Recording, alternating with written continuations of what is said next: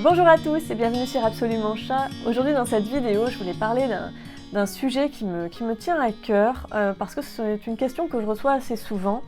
Donc on peut la catégoriser cette vidéo dans le truc genre mes petits coups de gueule ou mes petites réflexions perso.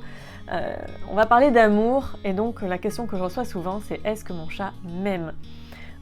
C'est une grosse préoccupation et je trouve dommage tous ces raccourcis qui sont faits parce que il m'a été donné de lire des tests dans des magazines, parfois même spécialisés, qui tendent à vous dire si oui ou non votre chat vous aime ou si pas de bol, hein, revenez l'année prochaine. Ça m'énerve très souvent quand je lis ça, ça m'énerve parce que je me dis mais il y en a plein qui vont penser que leur chat ne les aime pas et qu'ils sont nuls et que la vie est naze et qu'ils font tout pour lui, qu'il n'est pas reconnaissant. Enfin ça entraîne plein de bêtises. Et c'est vraiment sans intérêt. Donc tout ce qui va être de l'ordre des questions du genre quand vous rentrez du travail, est-ce que votre chat vient se frotter à vos jambes ? Oui ou non ? Si il bouge pas du canapé quand vous rentrez du boulot, ça ne veut absolument pas dire que votre chat ne vous aime pas.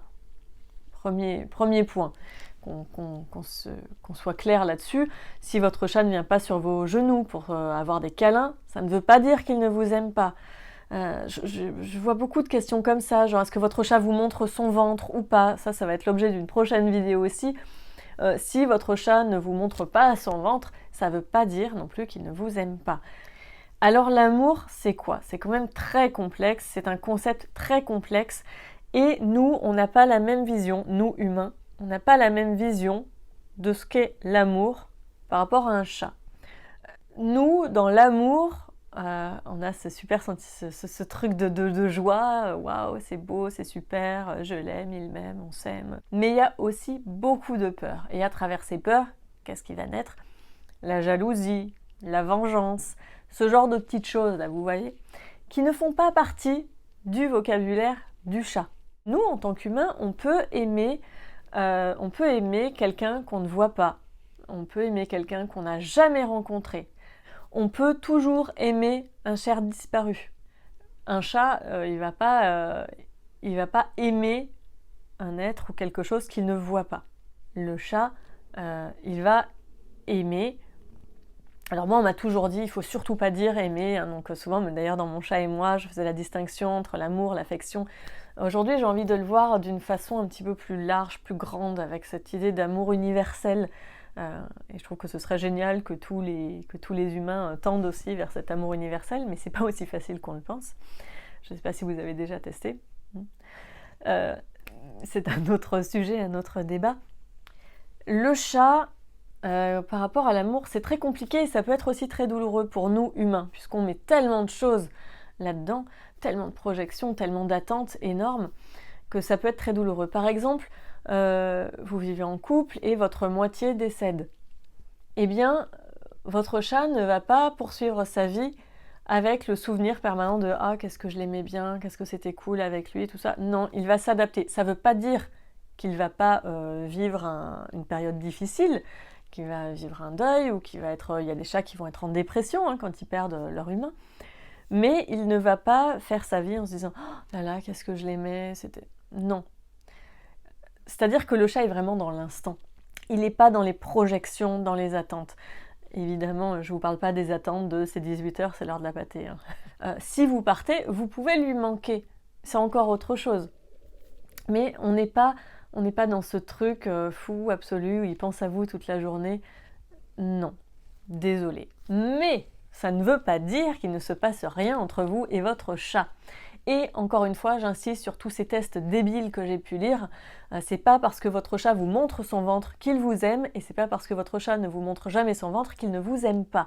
De la même manière, ça n'est pas parce que votre chat n'aime pas les câlins qu'il ne vous aime pas. Il y a plein de chats qui n'aiment pas être caressés ou portés, et pour autant, ils sont toujours hyper présents, et peut-être que certains d'entre vous témoigneront dans les commentaires. Hein, ces chats-là sont souvent très présents avec leurs humains. Ils veulent toujours être là, dans la même pièce, ils sont à côté, mais ils n'aiment pas être touchés. J'ai un autre chat, par exemple, qui jamais ne veut monter sur les genoux. Pourtant, il est très câlin, mais il ne monte pas sur les genoux. Donc si votre chat ne monte pas sur vos genoux, ça ne veut pas dire qu'il ne vous aime pas. Il y a plein de choses comment dire? C'est compliqué hein, comme sujet. Je pense qu'au fond de vous, vous n'avez pas besoin de faire un test, vous n'avez même pas besoin de moi et de cette vidéo pour savoir si votre chat vous aime ou pas. Je parle de ce lien très fort qui vous attache l'un à l'autre. Vous le sentez au fond de vous, s'il y a ce truc ou s'il n'y a pas ce truc. Et peut-être que même en disant ça, je vous fais miroiter les choses de « Ah mince, moi je sens un truc, mais est-ce que c'est aussi fort que ça ?» Il y a des chats qui vont mettre aussi 4 ans, 5 ans, 8 ans pour vraiment nouer ce lien. Et le lien, une fois qu'il est fait, il est fort, la confiance, la complicité est énorme, mais elle n'est pas instantanée. Et c'est pas grave. C'est pas parce que votre chat, il n'est pas tout de suite là, depuis chaton, collé à vos basques, qu'il vous aime plus ou quoi. La relation, c'est très variable, c'est très énorme, ça peut vraiment prendre des formes très différentes. Donc en fait, c'est surtout une vidéo aussi pour vous rassurer, pour ne pas vous stresser là-dessus, sur ce sujet de est-ce qu'il m'aime, est-ce qu'il m'aime pas, est-ce que je fais tout pour lui, mais est-ce qu'il le ressent, machin. Si vous faites effectivement tout pour lui, c'est-à-dire que vous lui offrez tout ce dont il a vraiment besoin pour que ça colle à ses besoins, et je ne vais pas me rabâcher parce que je fais plein de vidéos, le bac à litière idéal, les griffoirs, la nourriture, bref. Je pense que le blog et la chaîne débordent de ces thèmes-là. Donc si vous faites tout pour bien répondre à ses besoins, et que vous ne le punissez pas, tout ça, eh bien il n'y a pas de raison que votre chat soit pas bien avec vous. Tout simplement. Vous le sentez au fond de vous. Vous avez votre petit truc qui fait que vous savez le lien qu'il y a entre vous et votre chat. Et qu'encore une fois, c'est pas parce qu'il ne vient pas sur vos genoux, qu'il n'aime pas être porté ou qu'il vient pas vous faire des mamours quand vous rentrez du travail, que vous n'êtes pas un être important dans sa vie. En tout cas, j'avais envie de partager ce petit truc avec vous. J'ai peut-être été super confuse, je ne sais pas. Sur ce, bien écoutez, je vous souhaite plein de belles choses avec votre chat, plein de joie, plein de bonheur, plein de belles émotions qui font du bien. Et puis, je vous retrouve très bientôt dans une prochaine vidéo. N'oubliez pas de vous abonner à la chaîne YouTube pour ne manquer aucune vidéo. Et puis, retrouvez-moi bien sûr sur Facebook, sur Instagram et puis sur le blog absolumentchat.com où je vous partage plein de conseils, plein d'astuces. À très bientôt!